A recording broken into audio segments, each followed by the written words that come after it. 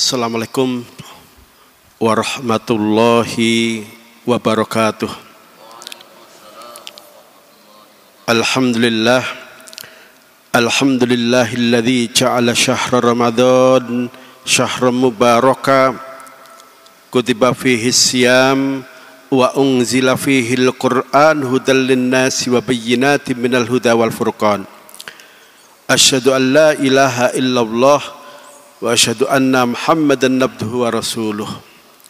Allahumma salli ala sayyidina Muhammad wa ala alihi wa sahbihi ajma'in. Amma ba'd. Bapak, ibu-ibu jamaah salat zuhur yang dirahmati Allah, kita bersyukur siang ini alhamdulillah di tengah melaksanakan tugas, baik tugas negara maupun tugas pribadi, alhamdulillah kita bisa menyempatkan waktu untuk berada di rumah Allah, berada di masjid ini, melaksanakan salat zuhur berjamaah. Tentu yang menjadi harapan, menjadi doa kita, semoga seluruh ibadah yang kita laksanakan semuanya dicatat Allah sebagai amal soleh yang akan mengantarkan keridhoannya fid dini wad dunya wal akhirah. Amin amin ya rabbal alamin. Hadirin masyarul muslimin rahimakumullah. Tema kultum ba'da zuhur kali ini adalah hukum mengenakan masker ketika sholat, hukum merenggangkan shaf ketika sholat berjamaah, dan hukum mengganti sholat Jumat diganti dengan sholat zuhur ketika terjadi pandemi. Hadirin hadirat masyarul muslimin rahimakumullah. Pandemi COVID-19 masih menjadi ancaman serius bagi kesehatan global, termasuk negeri kita Indonesia. Kita nggak boleh jengah, nggak boleh bosan untuk tetap memperhatikan dan mematuhi protokol kesehatan yang ditetapkan pemerintah. Melaksanakan 5M secara seksama, jangan ada rasa bosan. Termasuk kita harus cerdas, jangan sampai bisa diprovokasi oleh pihak-pihak yang tidak bertanggung jawab sehingga pandemi COVID-19 itu menjadi ancaman serius bagi kesehatan kita. Apa yang terjadi di India ketika mereka diprovokasi bahwa dengan mandi di air suci sungai Gangga pasti katanya mereka tidak lagi bisa kena virus. Karena diprovokasi dengan dalih agama ini, jutaan orang kemudian lompat mandi di sungai Gangga tidak pakai jarak, dan apa yang terjadi kemudian? Hampir sekarang ini yang awalnya India bangkit berubah menjadi sebuah negara yang mencekam. Tidak kurang 300.000 per hari yang terinfeksi COVID-19, dan sudah tidak terhitung lagi berapa ribu mayat-mayat bergelimpangan tanpa diotopsi dan kemudian mereka dibakar satu persatu. Kadang-kadang kita ini memang mudah terprovokasi oleh kelompok baik yang aku sebagai dai dengan menggunakan dalil-dalil agama. Padahal kita ini sebagai umat Islam mestinya bangga menjadi seorang muslim karena Islam ini memiliki ajaran yang komplit, termasuk pada saat menghadapi situasi tidak normal. Apakah hujan lebat, apakah situasinya berdebu, bahkan termasuk apakah situasinya lagi ada pandemi atau tidak. Untuk itu saya perlu meluruskan, karena ada seorang dai ini ngutip satu hadis. Hadisnya sebetulnya benar, cuman cara bacanya salah. Kata dai ini, Rasul mengatakan siapa yang sholat pakai masker, nanti di akhirat mulutnya akan disumpel pakai sesuatu berbahan neraka.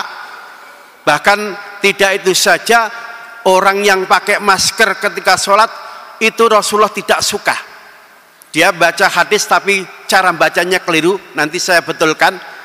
Naha Rasulullah ayyughattar rajulu fahu fis sholat. Dia baca ayyughatta, Padahal yang benar cara bacanya ayyughattiya, ikut wazan fa'ala yufa'ilu, taf'ilan, taf'ilatan, taf'alan, tif'alan, mufa'alan. Jadi mestinya ketika mau cerita hadis, mau menghukumi hadis, harus ngerti ilmu takhrij hadis. Tidak bisa baru ketemu satu hadis, baru tahu terjemahnya, kemudian menjadi mustahid menghukumi satu hadis. Jadi memang satu riwayat redaksinya naha Rasulullah ayyughattiyar rajulu fahu fis sholat. Tetapi nanti di redaksi lain Nabi mengatakan naha Rasulullah ayyughattiyar rajulu fahu fis sholat wa rakhasa fit tawaf. Kalau mau diterjemahkan, Nabi melarang seseorang menutup mulutnya, pasti pakai masker kalau bahasa kita. Padahal dulu nutup mulut itu bisa pakai sorban yang ditarik ke depan begini.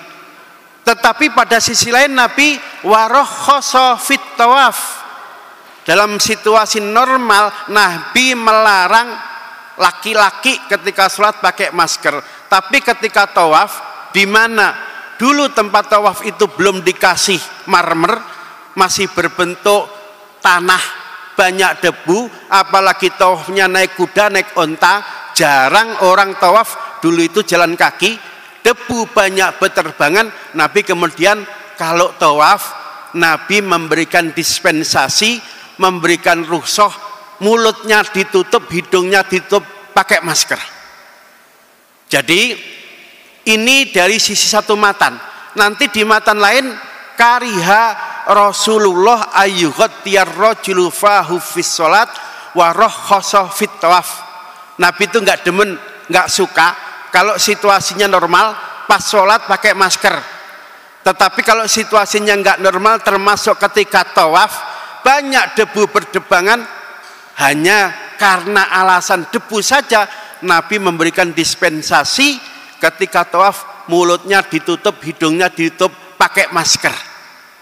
Jadi ini yang harus menjadi perhatian. Ada lagi komentar salah satu dai, dia mengatakan begini, gimana itu orang? Sujud itu kan banyak rahasia. Pada waktu sujud itu kan ada rukun sujud di mana jidat harus nempel, hidung harus nempel, kemudian dua lutut nempel, kemudian telapak tangan dua-duanya nempel, kemudian jari-jari kaki harus juga nempel dan ditarik, dihadapkan ke kiblat. Ini orang kemudian menambahkan rahasia di balik gerakan sujud dan kemudian sedikit ngancem. Kalau sujud kemudian hidungnya ditutup pakai masker, bisa-bisa sujudnya batal. Kalau sujudnya batal, berarti sholatnya yang menjadi bagian dari rukun sholat itu juga batal. Padahal pernyataan ulama tentang sujud sebetulnya begini, bahwa yang harus dibuka di area muka dan bagian muka itu harus nempel di tempat sujud tanpa ada penghalang yang mahmul dengan badannya, itu bukan hidung tapi jidat. Ini ada orang nggak ngerti fikih, nggak ngerti usul fikih, tidak tahu konteks bagaimana ketentuan sujud, tidak paham bab mahmul, bab ghairu mahmul, tiba-tiba mengeluarkan fatwa. Dan ini kalau yang mendengarkan orang awam bisa-bisa masuk masjid semua nggak mau lagi pakai masker, terutama nggak sholat. Padahal ini jelas berbahaya. Jadi sekali lagi, yang dituntut ketika sujud anggota muka harus nempel itu bukan hidung, tetapi jidatnya. Maka ketika sholat kita sebagai laki-laki pakai kopiah ini harus diangkat begini, jangan terlalu ke depan sehingga pas sujud jidatnya terhalang kopiah. Kita pakai kopiah ketika sholat, tujuannya kopiah ini untuk menahan biar tidak ada rambut yang kemudian nutupi jidat pada waktu kita sujud. Barang yang ngikut badan kita yang diistilahkan mahmul, mulai rambut, kopiah, sorban, ketika sujud nutupi jidat, itu rukun sujud memang bisa batal. Ketika sujudnya batal, berarti sholatnya juga batal. Terus gimana dengan sajadah yang menjadi alas kita sujud? Sajadah itu namanya ghairu mahmul. Ghairu mahmul itu artinya tidak ngikut badan kita. Kalau kita pergi sajadahnya masih di situ. Nah, barang-barang yang kategorinya ghairu mahmul itu boleh nutupi jidat kita. Jadi mayoritas ulama yang mempersyaratkan ketika sujud tidak boleh terhalang itu bukan hidung tapi adalah jidat. Sehingga meskipun kita pakai masker itu nutupi hidung dan mulut ketika kita sujud, itu tidak membatalkan sholat. Jangan bisa diprovokasi oleh dai-dai yang tidak bertanggung jawab, yang kurang ilmu, nggak pernah belajar usul fikih, nggak ngerti qawaid fikih, nggak ngerti maqasidus syariah, sudah mengeluarkan fatwa di mana-mana. Jadi intinya menggunakan masker ketika sholat, kita masuk masjid menggunakan masker karena lagi ada pandemi, menggunakan masker itu dibolehkan. Bahkan bisa jadi kalau pandeminya tidak terkendali, hukum menggunakan masker itu bisa wajib. Nabi saja sangat memahami sosiologis, memahami kondisi di mana ketika tawaf hanya karena debu berterbangan saja, itu yang tawaf diberi dispensasi pada waktu tawaf pakai masker. Ini yang pertama. Kemudian yang kedua, lagi-lagi ada dai ngawur. Dia mengatakan sungguh ini merupakan fitnah akhir zaman. Ini dai dulu yang ribut masalah kiamat dulu itu. Sekarang bikin gara-gara lagi. Yang katanya gimana itu orang Islam? Jelas-jelas Nabi itu nyuruh kalau sholat softnya diluruskan dan dirapatkan. Lah ini kok terang-terangan ngelawan perintah Nabi, softnya dibuat renggang, jaraknya 1 meter, ada 1,5 meter. Ini merupakan fitnah akhir zaman, kata si dai ini. Padahal agama kita, agama Islam itu agama yang paham bagaimana menghadapi situasi. Dokter seluruh dunia mengatakan di saat ada pandemi COVID-19, cara efektif untuk menghindari biar tidak tertular adalah menjaga jarak. Menghindari tidak tertular itu termasuk ad-dzururiyat al-khams, dalam rangka menjaga nyawa, dalam rangka menjaga jiwa, dan itu hukumnya wajib.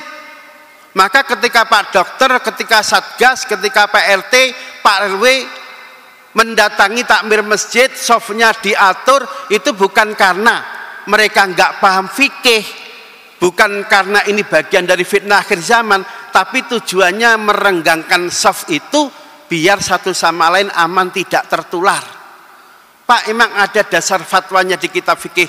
Kalau ustadz itu mau baca kitab fikih banyak kitab. Saya kutip saja salah satunya, misalnya di kitab Nihayatuz Zain yang dikarang ulama kita Imam Nawawi dari Banten. Gimana sih hukumnya merenggangkan soft? Dia jawab begini, wa amma ta'akhurhum anis sofi li saddil furjah li udhrin kaharlin bil masjidil haram lam tukroh wala tafutu al fadilah. Ini bicaranya tidak konteksnya ada pandemi yang berbahaya, tapi bicaranya seandainya soft itu lobang kemudian dia membelakangi, ngambil posisi di belakang soft karena ada udzur, ada alasan syar'i. Misalnya di Masjidil Haram itu kan nggak semua area ditutup, yang arah dekat Ka'bah, sekeliling Ka'bah itu kan terbuka. Kadang-kadang kalau jam 12 siang panas luar biasa, banyak orang yang nggak kuat akhirnya dilompati, yang ada sinar matahari nggak ada yang berdiri di situ, sehingga soft itu akhirnya lobang, berjarak. Gimana? Orang menghindari terik matahari karena panas sehingga soft itu akhirnya lubang, berjarak, itu tidak menyebabkan keutamaan berjamaah gugur dan tidak menyebabkan keutamaan fadilah berjamaah menjadi hilang.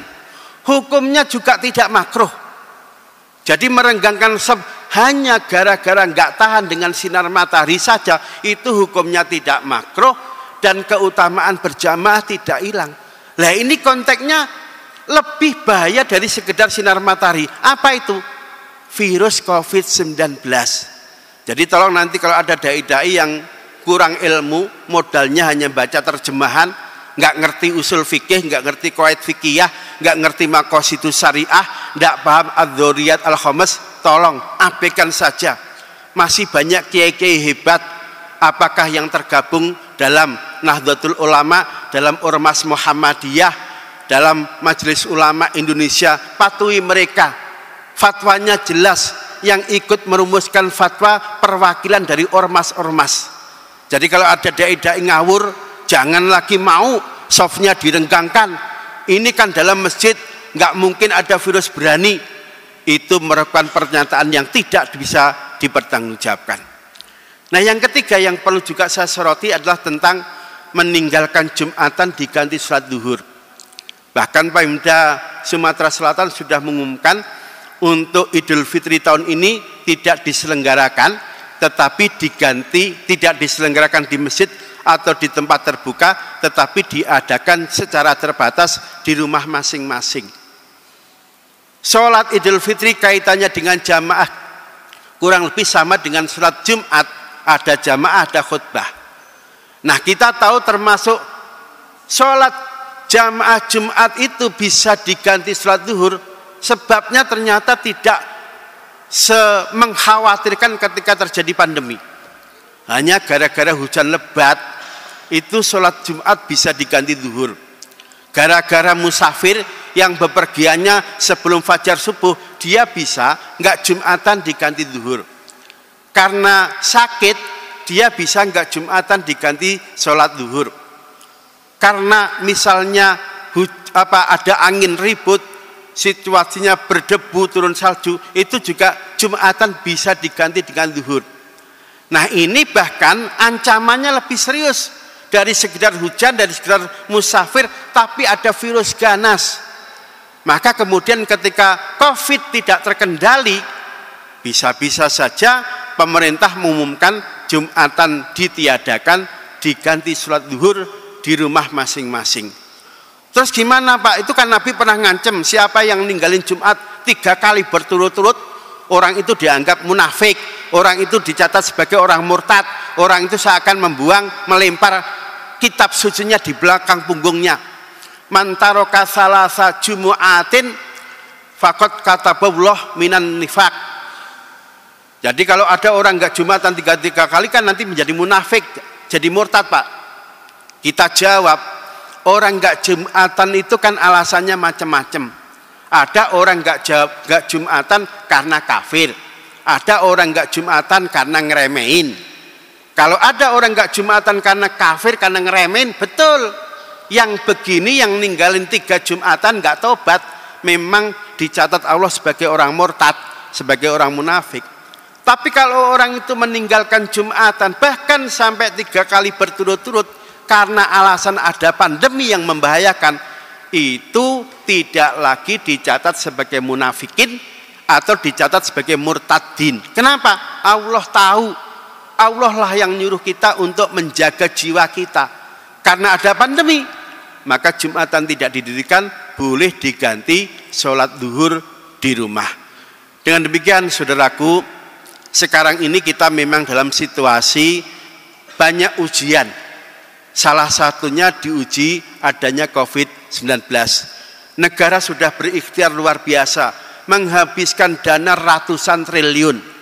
Kita nggak boleh seperti India, yang awalnya India itu mau bebas COVID, gara-gara mereka mengadakan ritual suci mandi di air suci Gangga, melibatkan jutaan orang, akhirnya sebaran COVID nggak terkendali, dan bahkan angkanya per hari yang terinfeksi itu di atas 300.000 orang lebih.